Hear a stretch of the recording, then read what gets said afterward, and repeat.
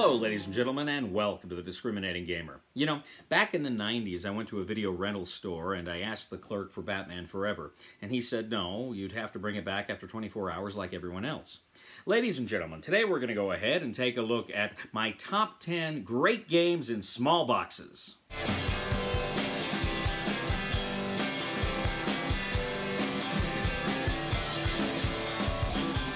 Hello everybody, we'll be back to the review in just a second. I just want to take a minute to tell you to go visit Galaxy of Games in West Jordan, Utah. It is Utah's newest game store. It's run by friends of mine. It's a great place, great selection, great prices, well-lit, clean bathrooms. If you go in there, ladies and gentlemen, and you tell them that I sent you, the Discriminating Gamer, and you use the promo code TDG, you'll get 10% off of your purchase. Check out Galaxy of Games.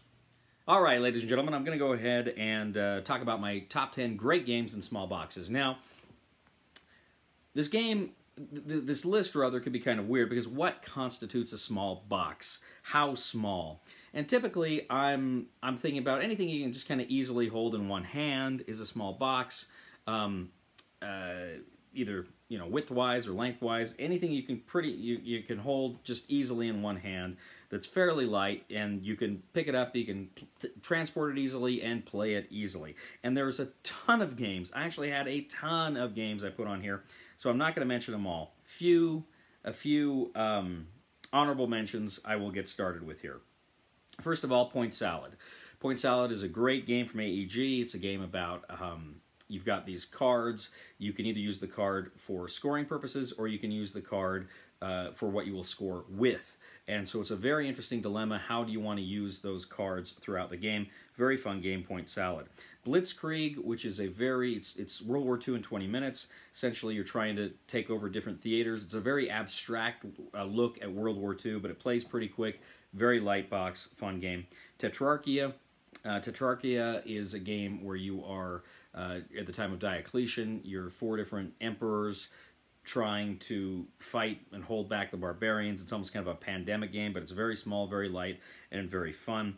And Twilight Squabble is another AEG game. Twilight Squabble is a game, it's a card game set during the Cold War. You've got spies, you're trying to go ahead and play these event cards to knock each other out. It's a very fun, light game. Zach gave me that one years ago. Pretty fun, pretty interesting little game there. All right, so let's go ahead and take a look at my top 10 here. My number 10 is a game that I believe I reviewed earlier this year. This is a game called Kardashev's Scale. This is from WizKids. Kardashev's Scale is a game that it's kind of rock, paper, scissors. You each have a little dial, and you're going to adjust those dials, and depending on what they are is going to determine whether or not you win, the person to your left or to your right, to get resources. And what you'd want to do is you want to get resources to get cards. You've got these kind of tableau of cards out there, a pyramid of cards out there, and you've got kind of planetary cards, system cards, and galactic cards, and you're building your own pyramid with these cards. And you need resources to do it. They give you the cards that you've played, give you special abilities. It's kind of a very, very extremely light science fiction civilization building game. But it plays pretty quick. And again, it's pretty much a rock, paper, scissors mechanic, but I really had a lot of fun with it. This is Kardashev's Scale from WizKids. That is my number 10. My number 9 is a game that is also from WizKids, and this is another game that came out, I believe, just this year. This is Star Trek Missions. Star Trek Missions is a play on Fantasy Realms. Anyway, it's a game where you've got a hand of cards. You got 2 different kind of decks, and you can either you can discard, and then you can draw a card from either deck. But what you're trying to do is get the cards to play off of each other, because each card, most cards, have scoring conditions in addition to what they bring to the table. And some cards are, Federation, Klingons, Romulans. Some cards are, science. Some cards are, combat. So there's all these kind of different types of cards that you're playing in the game that are scoring differently, and you can score off of those cards differently. So it's a very fun game. There's also a Marvel version, which I enjoyed, but I like the Star Trek version most of all because I was always a Trekkie growing up. So that is Star Trek Missions. That is my number 9, and that is from WizKids. My number 8 is a game that I played for the first time. I think it was one of I think I reviewed it in the first year of The Discriminating Gamer. It's a pretty light game, it's an abstract game, and yet it is a ton of fun. This is Roll For It. Roll For It is a dice game where you're getting these cards and you're trying to roll dice to match the die on the cards. And it's a very interesting game because you don't think it is be as much fun as it is. And when you have a lot of people, there's kind of a push your luck element, and you're trying to roll the die as fast as you can. You're trying to get the cards out there. You're trying to get through these cards.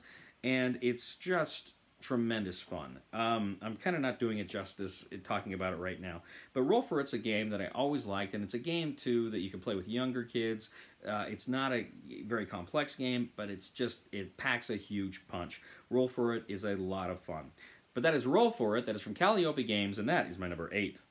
My number 7 is one of the great social deduction games of all time. This is The Resistance Avalon. The Resistance Avalon is just tremendous fun. This is the game that kind of... the original Resistance was the game that made me fall in love with social deduction games, and then Avalon, I think, just took it a step higher. Of course, you're going on missions. Some of you are traitors to the crown, some of you are loyal to the crown, and you're trying to go on missions, but the people who are not loyal are trying to foil it. They're putting in cards that are not kosher. And you've got, of course, Merlin, and the assassin. And the assassin, if they can figure out, if they can assassinate Merlin, then they automatically win. The bad guys automatically win. But Merlin kind of knows who everybody is. He's allowed to see who are the good guys and who are the bad guys, but nobody knows who he is. So Merlin's a good guy, and he's trying to get people to guess correctly, but at the same time, if he's too obvious, the assassin can kill him, and that's the game. So that is Resistance Avalon. That's from Indie Boards and Cards. That is my number 7. My number 6 is a game that I played a few years ago for the first time down in Texas. My friend Han told me about it, and I was able to get a copy. I reviewed it, and I played it several times since. I think I did a live stream of it here not too long ago. And this is Maki. Maki is a great solitaire game where you are essentially the French resistance, and you've got to go on missions. You know, you've got to oust a mole, or you've got to blow up a bridge, or some other kooky French resistance type adventure. But you're moving meeples throughout France, and what happens is every night the police are going to go to different locations. And if the police succeed in essentially cutting off your escape routes, then you lose those meeples. They're out for the rest of the game. And so you're trying to gain resources in order to complete the mission. Sometimes you got to convert resources. You got to watch a morale track. You've only got so many turns to do it. It's a very, very fun game. It's a very tight game for what it is, and it is an intense game for what it is. I really enjoyed Maki, and that is from Sideroom Games, and that is my number 6.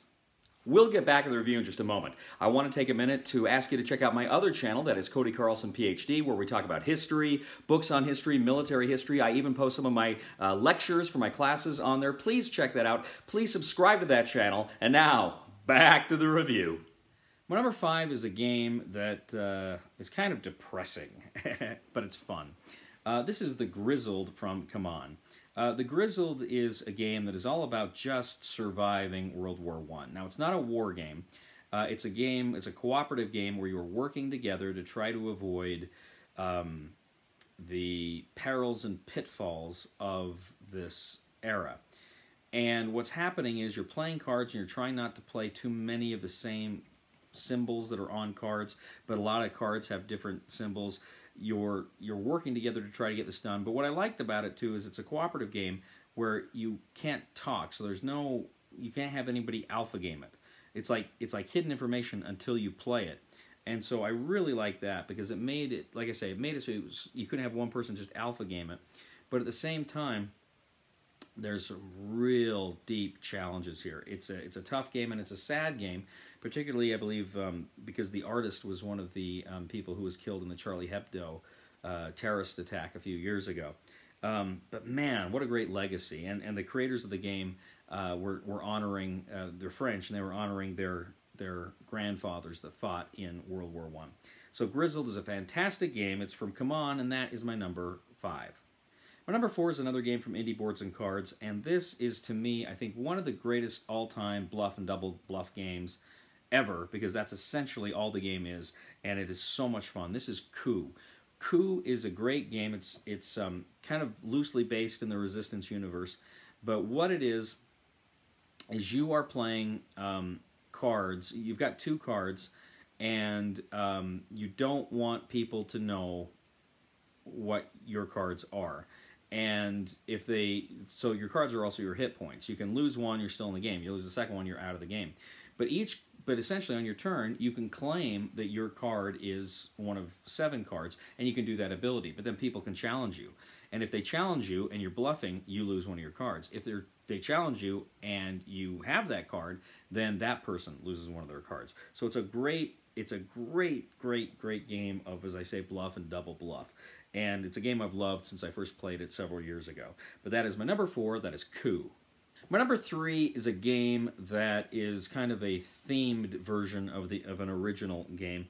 This is from AEG. This is Batman Love Letter.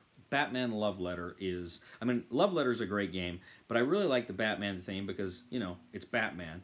But Batman's such a great game, and it's such a simple game. You know, you've got 1 card that's your hand. On your turn, you draw a card, and you've got to play one of the cards you've got. But each of the cards do different things, and you have to read the text, you have to follow the text. It's a tremendously fun game. It's a fun game with 2 players. It's a fun game with 4 players. It's great. And I know I briefly played one of the kind of bigger expansions where they try to expand it, and it was fine, but there's something to be said for the simplicity of the original game and the cool Batman IP. So I really enjoy Batman Love Letter. Love Letter's fantastic, and with Batman, it just makes it that much better. So that is my number 3, Batman Love Letter. That is from AEG.